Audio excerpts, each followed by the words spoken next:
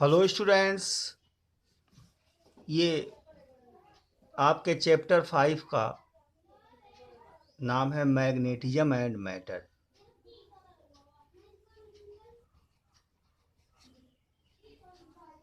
Magnetism and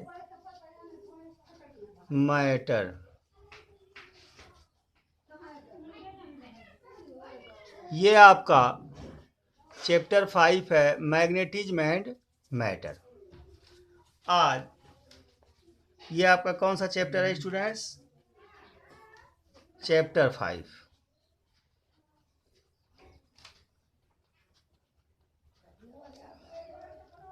इस chapter में हम परमानेंट मैग्नेट्स, इसके पहले के चैप्टर में मूविंग चार्जेज एंड मैग्नेटिज्म में इलेक्ट्रिक करंट के नाते प्रोड्यूस्ड मैग्नेट के बारे में स्टडी किए थे। इस चैप्टर में हम परमानेंट मैग्नेट्स के बारे में स्टडी करेंगे, नेचुरल मैग्नेट्स के बारे में।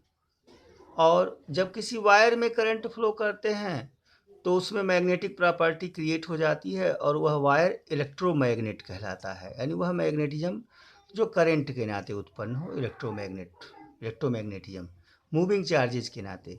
लेकिन परमानेंट मैग्नेट्स भी पाए जाते हैं जो अर्थ के क्रस्ट में पाए जाते हैं। आप लोगों ने तो परमानेंट मैग्नेट्स को देखा होगा, स्पीकर्स वगैरह में लगे रहते हैं, सर्कुलर मैग्नेट्स आपने देखा होगा। तो इसमें परमानेंट मैग्नेट्स की बात करेंगे। तो 10th लेवल से ही आप लोग परिचित हैं। सबसे पहले बार मैग्नेट की बात करेंगे।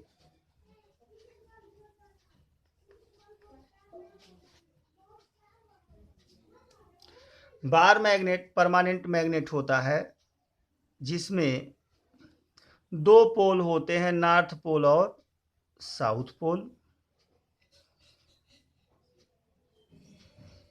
यानी नॉर्थ पोल और साउथ पोल। अब इसकी प्रॉपर्टीज में आप जानते हैं कि इसके दोनों पोल्स को कभी अलग नहीं किया जा सकता।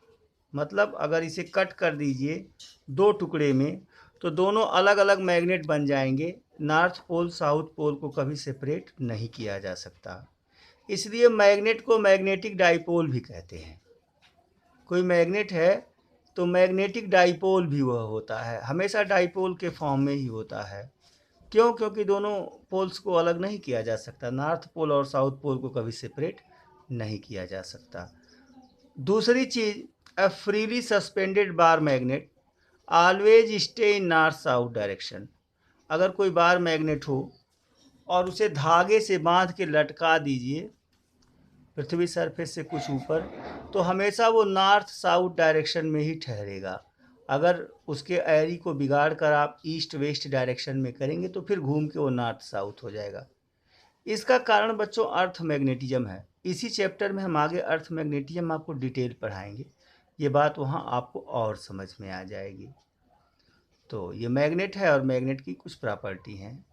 अब मैग्नेटिक फील्ड लाइंस आप लोग फिर वही कहेंगे 10th लेवल से पढ़े हैं। मैग्नेट के नॉर्थ पोल से वो ओरिजिनेट होती हैं और साउथ पोल पे टर्मिनेट होती हैं। इस प्रकार से नॉर्थ पोल से वो ओरिजिनेट होके साउथ पोल पे टर्मिनेट होती हैं, फिर अंदर अंदर यहाँ साउथ पोल से नॉर्थ पोल पे रिटर्न हो जाती हैं। इस तरह से magnetic field lines close curve बनाती हैं। कैसा कर्व बनाती हैं स्टूडेंट्स? क्लोज कर्व बनाती हैं।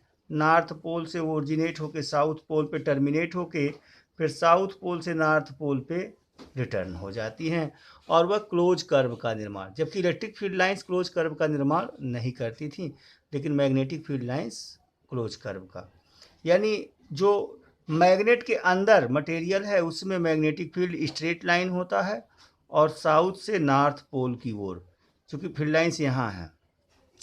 मैग्नेटिक फील्ड के किसी भी पॉइंट पर, मैग्नेटिक फील्ड क्या है? मैग्नेट के चारों ओर का वह स्पेस जहाँ तक उसका प्रभाव हो वही मैग्नेटिक फील्ड है। और किसी भी पॉइंट पर जो मैग्नेटिक फील्ड लाइन पास हो रही है वहाँ पर खींचे गए टेंजेंट के एलांग मैग्नेटिक फील्ड होता है। यानी इस पॉइंट पर मैग्नेटिक फील्ड कहाँ होगा? यहाँ से एक टेंजेंट ड्रॉ कर दीजिए, इसी टेंजेंट के एलांग मैग्नेटिक फील्ड बी की क्या हो जाएगी बच्चों? डायरेक्शन हो जाएगी।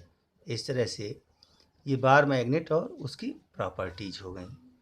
अब हम पहली टॉपिक जो पढ़ेंगे वह इस solenoid like a bar magnet. जो सॉलिनॉइड होता है आपने पिछले टॉपिक चैप्टर में पढ़ा है, बार मैग्नेट जैसा ही बिहेव करता है एकदम से। तो comparison of a solenoid with a bar magnet. Students, bar magnet as an equivalent solenoid. मान लिया ये एक सॉलिनॉइड है। सॉलिनॉइड आप पिछले टॉपिक में पढ़े हैं। ये सॉलिनॉइड की एक्सिस है। This line is the axis of solenoid. This is the mid point of the solenoid and this is the equator line of solenoid. मान लिया सॉलिनॉइड की जो टोटल लेंथ है वो 2l है। मिड पॉइंट से इस एंड की डिस्टेंस l होगी और यहाँ से यहाँ की डिस्टेंस l होगी। अब हम सॉलिनॉइड पे इसके सेंटर से x डिस्टेंस पर, ये डिस्टेंस x है, एक बहुत पतला सा एलिमेंट dx ले लिए हैं। तो let the number of turns in per unit length, let the number of turns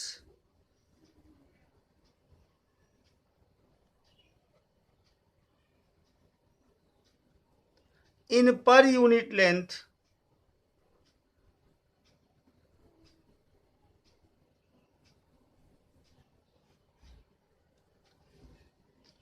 of solenoid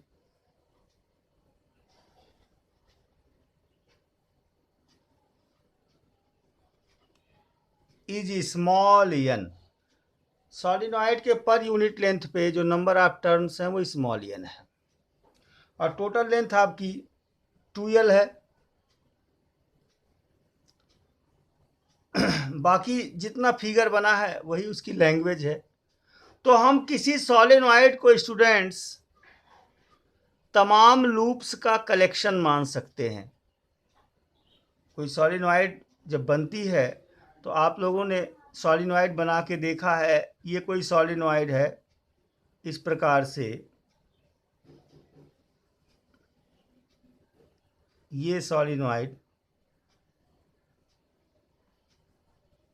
इस प्रकार से आपने सॉलिनॉइड बनाया है, इस प्रकार से।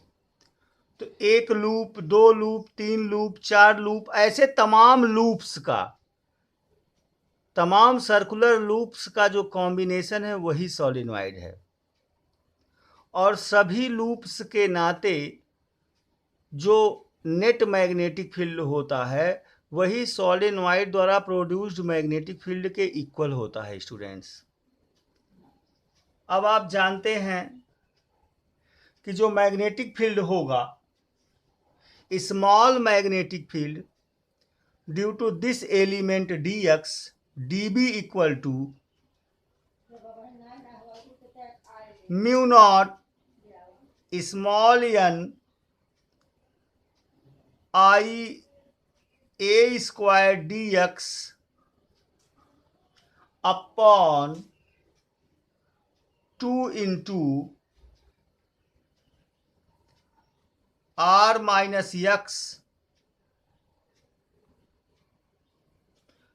Whole square plus a square whole to the power 3/2। ये फार्मूला कैसे लिखा गया? अगर किसी लूप के नाते मैग्नेटिक फील्ड का उसके एक्सिस पर, यहाँ इसके एक्सिस पर किसी पॉइंट पर r डिस्टेंस पर, ये डिस्टेंस यहाँ से इसकी डिस्टेंस r है स्टूडेंट, यहाँ से इसकी डिस्टेंस r है, p की, dx से p की डिस्टेंस r है। r डिस्टेंस पर किसी भी पॉइंट पर जो मैग्नेटिक फील्ड का आपने फार्मूला पढ़ा है वह पढ़ा है b equal to mu naught capital N I a square upon 2 into bracket में r square plus a square to the power 3/2। जिसको ये बात कंफ्यूज हो रहा हो वो पिछले चैप्टर में किसी सर्कुलर लूप की एक्सिस पर मैग्नेटिक फील्ड का फार्मूला देख लेंगे, वीडियो को क्लियर हो जाएगा। उसी से ये फार्मूला लिखा गया है। यहाँ ए क्या है? ए रेडियस ऑफ द सॉलिनॉइड है, ये जो रेडियस है सॉलिनॉइड की यह ए है। और आर इस जो छोटे से इस एलिमेंट को आपने चुना है, ग्रीन कलर में यहाँ दिखाया गया है, इसकी जिस पॉइंट पे मैग्नेटिक फील्ड लिख रहे हैं वहां से क्या है? डिस्टेंस है। यक्स क्या है? इसकी यहां से डिस्टेंस। आर यहां से लिया गया है बच्चों, ध्यान देना, ये आर है। ये मिड पॉइंट से पॉइंट पी की दूरी, तो इस एलिमेंट से दूरी कितनी हो जाएगी? यहां से यहां तक की दूरी यक्स है, तो आर में से यक्स को क्या करेंगे? घटा देंगे बच्चों। अब टोटल मैग्नेटिक फील्ड क्या होगा? So total magnetic field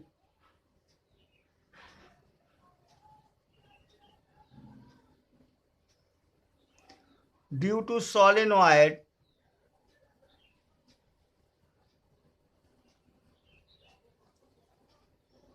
B equal to integral of -1 to +1, यहां से यहां तक -L से +L कह दीजिए, या -1 से +1, -L to +L, -L to +L, यहाँ -L यहाँ +L। इंटीग्रेट कर देंगे किस क्वांटिटी को? इस क्वांटिटी को इंटीग्रेट करेंगे बच्चों। इस क्वांटिटी में लिख देता हूं μ0 NiA² dx upon 2 r - x whole square plus a² to the power 3/2। Students, अब अगर r is very very greater than a हो, यहां if r is very very greater than a, ये जो डिस्टेंस है वह a की तुलना में बहुत ज्यादा हो, and r is also greater than L,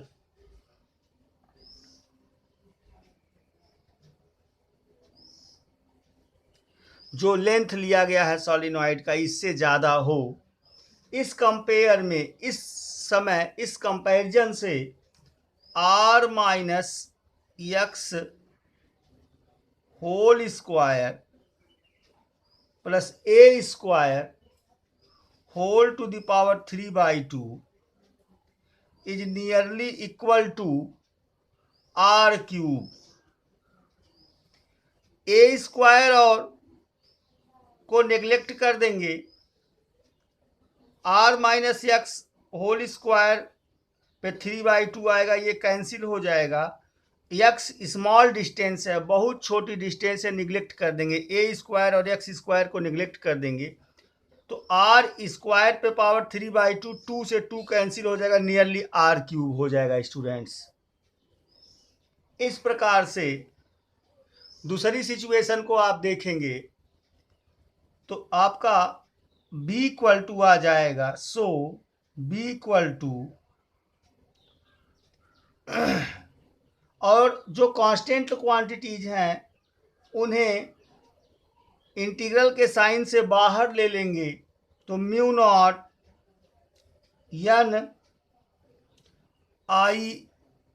NiA² upon 2r³ -L to L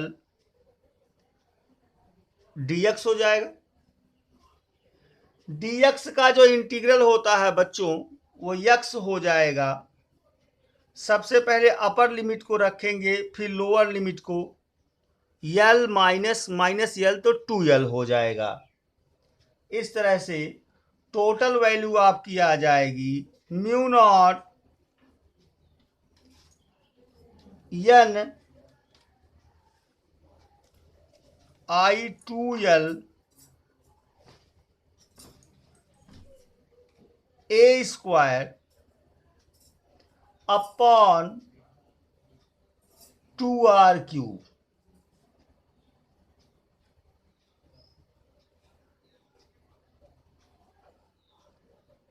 students यहां पे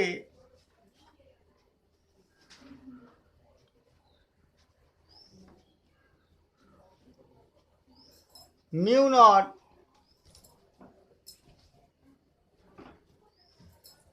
बी इक्वल टू 2 से नीचे ऊपर मल्टीप्लाई कर देंगे और पाई से 2 पाई से इसके नीचे ऊपर मल्टीप्लाई कर देंगे न्यूमरेटर और डिनोमिनेटर दोनों में, तो b इक्वल टू आ जाएगा म्यू नॉट अपान 4 पाई। यहाँ क्या कराए हैं, इसके न्यूमरेटर और डिनोमिनेटर में 2 पाई से मल्टीप्लाई कराए हैं 2m upon r cube. Students यहाँ यम क्या है, यम मैग्नेटिक डाइपोल मोमेंट है, जिसकी वैल्यू किसके इक्वल हो जाएगी, यहाँ I इंटू ए, जब पाई से गुणा कराएंगे तो पाई ए स्क्वायर क्या हो जाएगा बच्चों, एरिया हो जाएगी, और I into A N I A equal to magnetic dipole moment यम होता है।